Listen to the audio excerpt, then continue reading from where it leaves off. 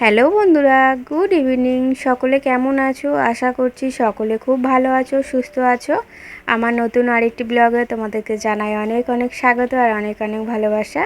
তো ব্লগটা যেখান থেকে শেষ করেছিলাম কালকে, সেখান থেকে তার কিছুক্ষণ পর থেকেই আবার ব্লগটা শুরু করলাম। প্রতিদিন তো তোমাদের সঙ্গে মর্নিং রুটিন শেয়ার করি, তাই তোমাদের সঙ্গে আজকে ইভিনিং রুটিন শেয়ার করছি। তো আশা করছি ব্লগটা তোমাদের ভালো লাগবে।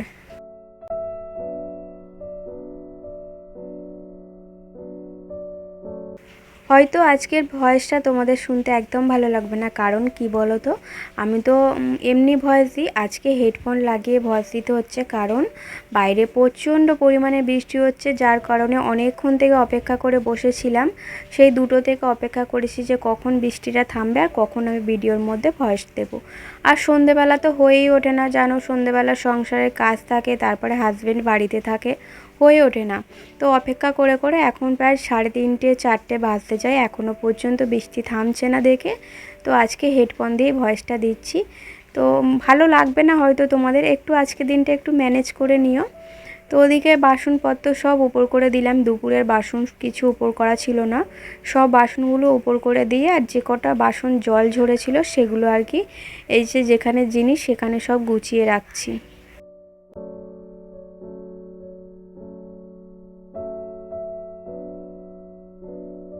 সন্ধ্যে 6টা থেকে রাত্রি 9টা পর্যন্ত কিভাবে আমি সমস্ত সংসারের কাজটা গুছিয়ে করি সেটাই তোমাদের সঙ্গে আজকে শেয়ার করব।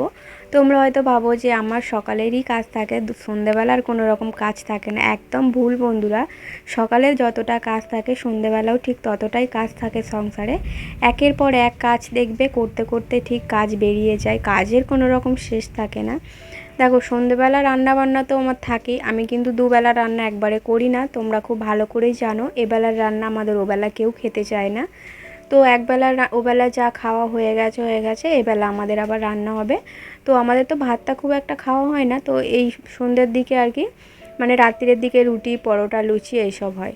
তো সন্ধ্যাবেলা টিফিন আজকে হচ্ছে একটু ঝুড়ি ভাজা নিয়েছি আর 2টোর মতো বিস্কুট নিয়েছি আর চা করলাম। মেয়ে গেছে পড়তে, আর দেখো বাইরে কি পরিমাণ বৃষ্টি হচ্ছে, আকাশে কীরকম বিদ্যুৎ চমকাচ্ছে দেখো।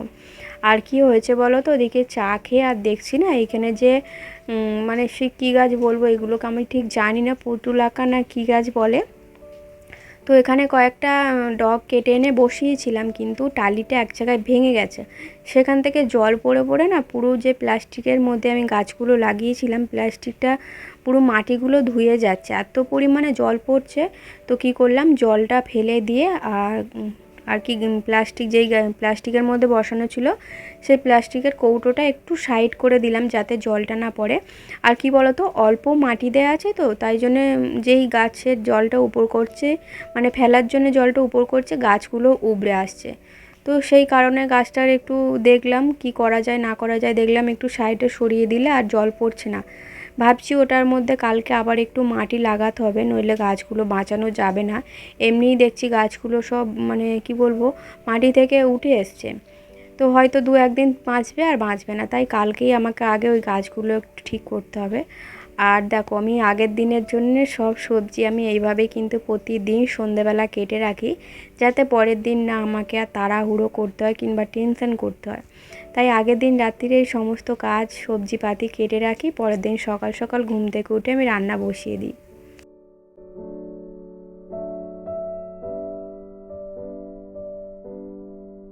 কালকের জন্য তো সবজি কাটলাম, আর আজকের জন্য কেটেছি একটু আলু আর একটু পেঁয়াজ।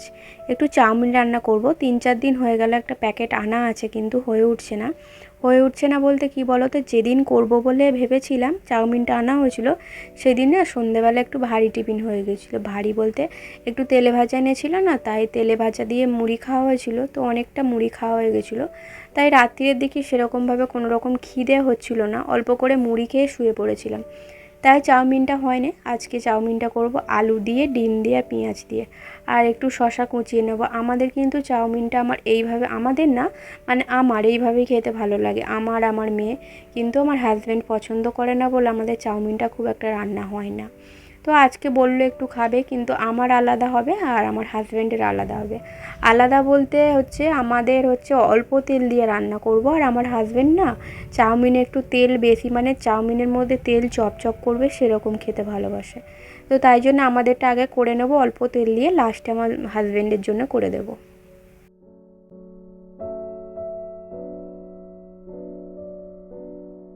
এই যে দেখো কত জল ফেলে দিয়েছি, তার মধ্যেও দেখো এখনও এত জল আছে। আর গাছগুলো দেখতে পাচ্ছ তো কীরকম উল্টে গেছে। তো মানে একটু কাত করলে না গাছগুলো খুলে উবড়ে চলে আসবে। এদিকের গাছগুলোতেও জল পড়েছে। আজকে তো আর কোনো রকম ব্যবস্থা করা যাবে না, কারণ হচ্ছে বাইরে অনবরত বৃষ্টি হচ্ছে। আর এখানে টবগুলোতেও দেখছি টালি থেকে জল পড়ছে। তো এই টবগুলো একটু সরিয়ে দিলাম, কারণ এর মধ্যেও যদি জল পড়ে গাছগুলো গোড়াগুলো আর কি পচে যাবে। এমনি ভিজে মাটির ওপর বসানো হয়েছে, তো এখন 2-3 দিন জল না দিলেও চলবে।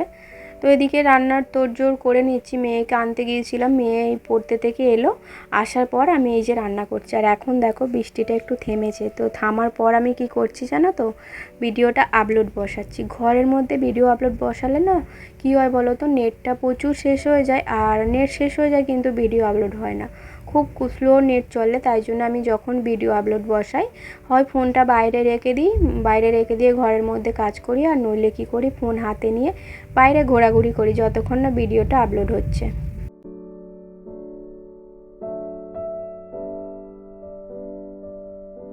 ফ্রিজটাও বন্ধ করে রেখে দিয়েছিলাম জানো তো, আর এত বিদ্যুৎ চমকাচ্ছে আর আকাশ ডাকছে না, তো কাছে হয়তো কয়েকটা বাজ পড়েছে আশেপাশের মধ্যে, এত জোরে বাজটা পড়েছে। তাই সেই ভয়ে ফ্রিজের মানে জ্যাক খুলে দিয়ে সুইচটা বন্ধ করে রেখেছিলাম।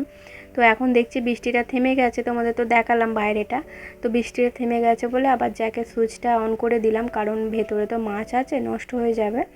আর এই যে দেখো 1 প্যাকেট চাউমিনই কিন্তু রান্না করে ফেলবো। 1 প্যাকেট চাউমিন আমরা খেতে পারবো না, কি বলো তো, পরের দিন একটু টিফিন করার জন্য একবারে করে ফেলবো, করে রেখে দেবো। যতটা খেতে পারবো খাবো, বাকিটা হচ্ছে ফ্রিজের মধ্যে রেখে দেবো, সকালে গরম করে নেবো। এদিকে ডিম ভাজা হয়ে গেছে, আলু ভাজা হয়ে গেছে, তো এর মধ্যেই জল দিয়ে আর চাউমিনটা সেদ্ধ বসিয়ে দিচ্ছি।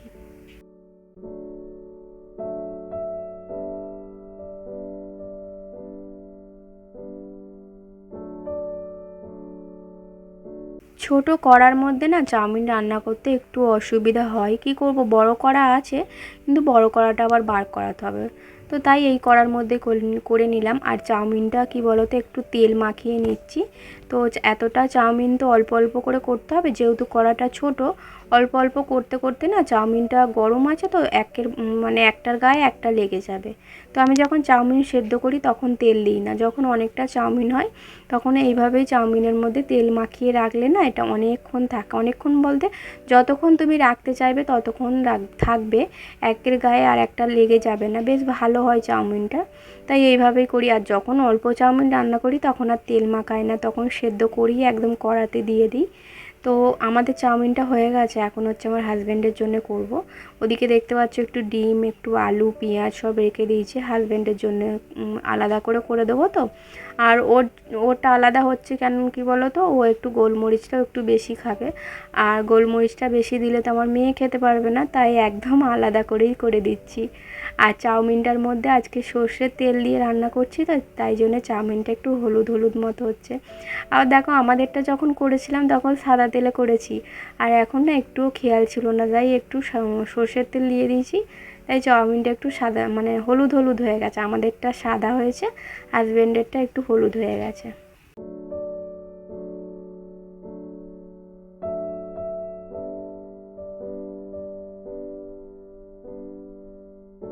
তো আমার চাউমিন রান্না সব হয়ে গেছে। এই যে সব এই কৌটো বলছি, এই ছোট ডেচকিটার মধ্যে রেখে দিলাম। তো বন্ধুরা চলো, আজকের ব্লগটা কেমন লাগলো জানিও কমেন্ট করে, ভালো লাগলে একটা লাইক করো, চ্যানেলটি সাবস্ক্রাইব করে আমার পাশে থেকো। দেখা হবে নতুন ব্লগে, টাটা।